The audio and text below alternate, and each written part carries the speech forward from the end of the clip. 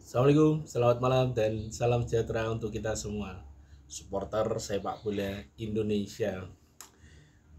Masih sama kita membahas tiga tim promosi dari Liga 2 ke Liga 1 terkait persiapan menuju Liga 1 musim depan yang sebentar lagi dimainkan ya, bulan Agustus pastinya. Sama seperti biasa, tim kesayangan kita Persijap Jepara, kabar dari PSIM Yogyakarta, dan Bayangkara FC. Kalau Persijap sudah pada tahu teman-teman bahwasanya sudah di welcome, sudah diumumkan, sudah sugeng rawuh untuk coach Mario Lemos, pelatih baru yang berasal dari Portugal, baru grace karena buka plastik pertama kali melatih tim klub di Indonesia yang bermain di Liga 1 karena memang belum pernah, tapi sudah terbiasa melatih klub-klub di negara Asia. Terakhir sebagai asisten pelatih ya di Mumbai ya, Liga India ya. Kemudian beberapa pemain lokal dari Persijap sudah di extended, sudah diperpanjang kontrak, masih berada bersama Persijap, dan beberapa pemain lainnya juga sudah ada yang selamat tinggal, seperti pemain asing kita yang bermain di Liga 2 ada Leo Lelis juga selamat tinggal. Kalau untuk kabar pemain asing hingga sampai hari ini saya buat video tanggal berapa ini ya, tanggal 16 belum ada kabar terbaru terkait welcome untuk pemain asingnya. Mungkin sebentar lagi lah, karena ini kan sudah masuk di periode Juni pertengahan, mungkin Juni akhir atau Juli awal sudah mulai launching tim untuk semua klub ini biasanya ya, launching tim dan pengenalan jersey terbaru serta komposisi pemainnya. Jadi Persijap sudah diwarnai dengan berita, dengan welcome pelatih dan beberapa pemain Persijap yang bermain di Liga 2 kemarin yang masih diperpanjang. Ada Mas Kiun, ada Mas Hendri, ada Mas Fikron, ada Mas Rahmat Hidayat, Patrick Patrick Scalon ya, dan lain sebagainya. Untuk pemain asing memang belum ada kabar. Kemudian untuk PSIM Jogja ini yang rame karena hot dalam beberapa hari ini pemberitaan. Pertama jelas terkait dengan stadion, bahwasanya kabar dari seminggu terakhir inilah bahwasanya PSIM Yogyakarta sudah mendapat restu dari Ngarso Dalem Sultan Hamengkubuwono untuk bermain di Sleman ya, Makuwoharjo dia. Dan Bupati Sleman pun antusias terkait instruksi dari Gubernur Jogja Ngarso Dalem Sultan Hamengkubuwono bahwasanya PSIM akan berkandang di Sleman. Tapi terkait teknis nanti bagaimana, karena Sleman sendiri kan bermain di Liga 2, jelas akan menggunakan Makuwoharjo sendiri, tapi itu soal teknis lah. Paling tidak klub-klub di Jogja ini kan banyak, jadi memang menarik karena jelas sudah diinformasikan kemungkinan besar bahwasanya PSIM Jogja akan berkandang di Makuwoharjo Sleman. Kemudian kabar terkait pelatih sudah diinformasikan, sudah deal dengan pelatih asal Eropa, sama seperti Persijap Jepara, cuman belum disepil negaranya. Kemarin rame disepil Spanyol karena memang mengincar pelatih dari ex Borneo ya, tapi memang tidak kesampaian karena mungkin ada satu lain hal terkait masing-masing tujuan lah. Tapi pelatih ini informasinya sudah fix, cuman memang belum disepil siapa pelatihnya dan dari mana negaranya. Yang menarik adalah pelatih ini sama informasinya beberapa bocoran ya, karena dari Mas Kopong sendiri ketika podcast di salah satu podcast menerangkan bahwa pelatih Eropa cuma tidak disepil negaranya dan belum pernah melatih di Liga 1. Jadi hampir sama lah dengan Persijap Jepara untuk PSIM Jogja terkait pelatih. Dan kabar terbaru untuk pelatihnya yaitu Coach Irwan yang kemarin melatih di Liga 2 PSIM Jogja juga diperpanjang menjadi asisten pelatih ya di Liga 1 nanti, menjadi tandem ke asisten pelatih dari pelatih asingnya. Jadi sudah fix kabar-kabar terkait kepelatihan. Dan yang menarik adalah untuk pemain, karena jelas sudah dipastikan Rafinha, mesin gol PSIM Jogja di Liga 2 kemarin, akhirnya tetap bersama PSIM Yogyakarta dan siap mengukir cerita-cerita baru di sana. Bagaimanapun produktivitas gol di Liga 2 kemarin Rafinha cukup istimewa karena hampir saja menjadi pencetak gol terbanyak. Sayang di menit-menit akhir di laga-laga terakhir tersalib oleh striker Ramai Rumakik dari Persipura Jayapura. Dan memang masih menarik karena untuk komposisi pemain sendiri diinformasikan yang hot-hot ini kan sedang mengincar Ye Valente. Terlepas benar apa tidak itu menjadi rumor yang menarik karena Ye Valente sendiri kan sudah berpisah dengan Persik Kediri pada 11 Juni kemarin. Apa kembali ke Persebaya Surabaya atau memang merapat ke PSIM Jogja? Karena ini kan masih ditunggu ya. Karena PSIM Jogja informasinya menggunakan mengisi full kuota 8 pemain asing. Karena untuk Liga 1 musim depan sama seperti Liga 1 musim kemarin, menggunakan 8 pemain asing dan 6 main, 2 cadangan ya. Jadi untuk wacana 11 pemain asing, 8 main belum terlaksana, belum terrealisasi untuk musim depan. Mungkin musim depannya lagi baru bisa terrealisasi untuk wacana 11 pemain asing. Dan masih menarik untuk PSIM Yogyakarta sendiri, diinformasikan nanti tanggal 23 untuk latihan perdana para pemain PSIM Jogja kumpul dan latihan perdana.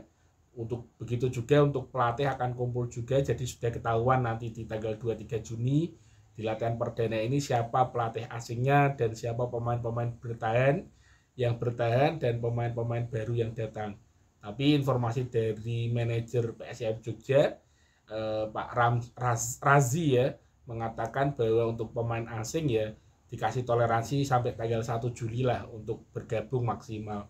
Ya menarik lah, mungkin setelah tanggal 23 akan rame welcome sama seperti Jepara. Karena bagaimanapun PSIM Jogja ini salah satu tim yang digadang-gadang akan menjadi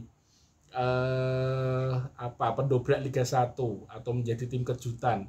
Karena bagaimanapun PSIM Jogja ini juara Liga 2, begitu juga nanti di Liga 1 mungkin targetnya ya tidak kaleng-kaleng lah.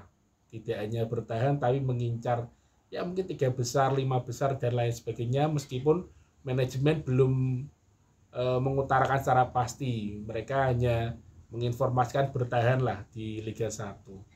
Tapi bagaimanapun skuadnya luar biasa ini PSIM Jogja dan menjadi salah satu kandidat kejutan lah di Liga 1 di musim depan. Dan beralih ke Bayangkara FC, hingga saat ini Bayangkara FC belum ada welcome, belum ada informasi terkait pelatih. Hanya saja memang pelatih kiper ya asal Persib Bandung yang kemarin keluar merapat ke Bayangkara FC ya 1 pekan yang lalu lah. Pelatih kiper dari Persib Bandung, Luizinho Passos dari Persib Bandung. Dan memang menarik karena memang Bayangkara FC setelah launching kemarin ketika launching pergantian nama ya dari Bayangkara Presisi FC menjadi Bayangkara Presisi Lampung FC dan menginformasikan pindah basecamp ke Lampung di Stadion Sumpah Pemuda ya Pancasila itu ya di Lampung. Kemudian sampai sekarang belum ada welcome lah, termasuk terkait dengan pelatih barunya, apa menggunakan pelatih yang di Liga 2 kemarin atau jadi dengan rumor yang mengatakan bahwasanya Paul Munster yang akan merapat kembali ke Bayangkara. Tapi hingga saat ini memang belum welcome. Tapi Bayangkara sudah mulai latihan perdana ya seminggu 2 minggu yang lalu, awal Juni sudah mulai latihan perdana di Stadion PIK. Jadi memang menarik karena memang Bayangkara sendiri sudah menstatementkan bahwa target Liga 1 musim depan adalah 3 besar atau juara Liga 1 bahkan. Jadi memang tim ini luar biasa, apalagi Pak Sumarji di konpres ketika Bayangkara FC berganti nama dan mengumumkan pindah basecamp di Lampung, mengatakan akan merekrut pemain-pemain diaspora yang berkenan bermain di Liga 1. Menarik karena kemarin ketika konferensi Piala Presiden Pak Erick Thohir memberi restu kepada para pemain diaspora yang mau bermain di Liga 1. Dan itu merupakan lampu hijau atau sinyal-sinyal bahwasanya memang ada pemain diaspora yang akan bermain di Liga 1.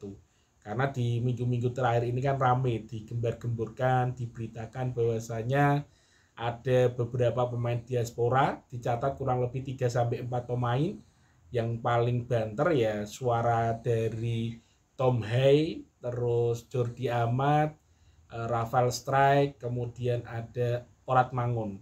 Jadi Tom Hay ini diisukan, dirumorkan akan bergabung dengan Persija Jakarta. Kemudian ada Jordi Amat yang lepas dari JTD ya, Darul Malaysia kemarin juga informasikan merapat ke Liga 1, apa ke Persija atau mana. Kemudian Rafael Strijk yang sudah tidak bermain untuk Brisbane Roar ya, mungkin juga merapat ke Liga 1. Dan nama terakhir Orat Mangun.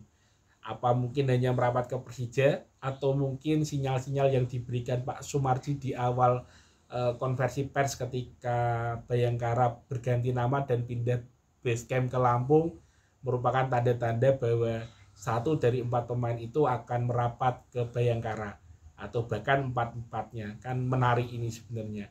Terlepas dari pro kontra bahwasanya baiknya pemain diaspora bermain di luar negeri, jangan bermain di Liga 1, banyak sisi yang bisa diperdebatkan. Kalau saya pribadi sih tidak apa-apa sebenarnya. Karena memang bagaimanapun sudah terbukti ya menurut saya bagaimana kita bisa melihat cara bermainnya Egy Maulana Fikri, Ricky Kambuaya, Beckham Putra, dan beberapa pemain yang kemarin dipanggil di timnas bisa untuk mencoba mengimbangi. Karena memang bagaimanapun lingkungan klub sangat mempengaruhi. Kita ambil contoh Egy Maulana Fikri dan Ricky Kambuaya ini kan bermain di Dewa United, dilatih pelatih asal Belanda, bermain dengan pemain asing yang bagus di sana. Karena salah satu top skornya juga ada di sana, ada Messi Duru juga di sana yang bermain bagus. Jadi memang lingkungan membentuk karakter pemain, dan ketika dibawa ke timnas, nyatanya ya masih bisa ikut mengimbangi, masih punya kemampuan untuk mengimbangi, untuk mengakselerasi kemampuan pemain diaspora.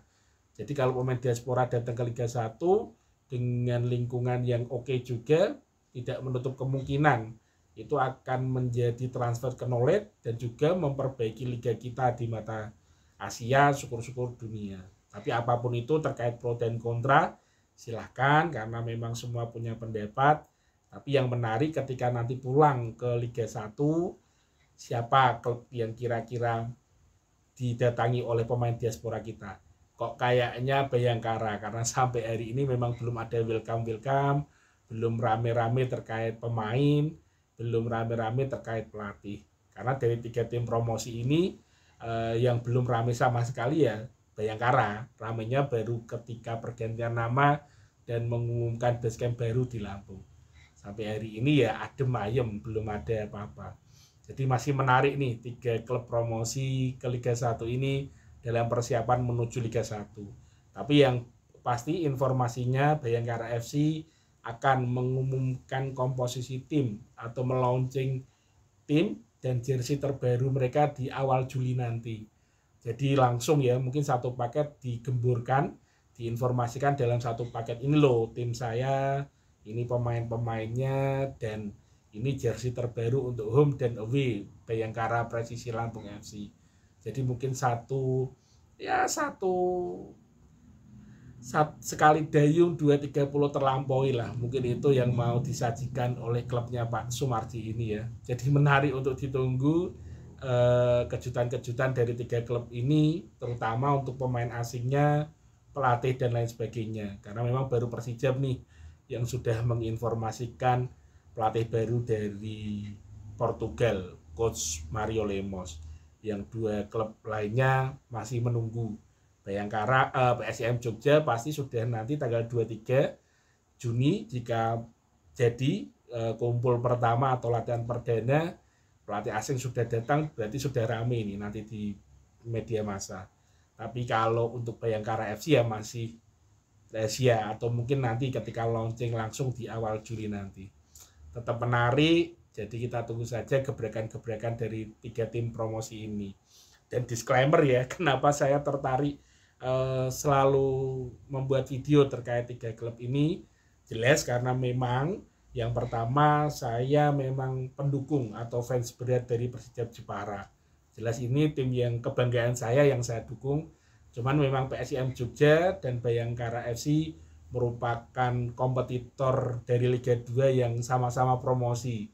Jadi saya mengikuti betul bagaimana PSIM dan Bayangkara beserta Persijap ketika bergulat ketika berkompetisi di Liga 2 kemarin. Karena memang sama-sama di grup 2 ya. Di grup B hingga akhirnya sama-sama lolos ke babak 8 besar dan akhirnya sama-sama promosi ke Liga 1.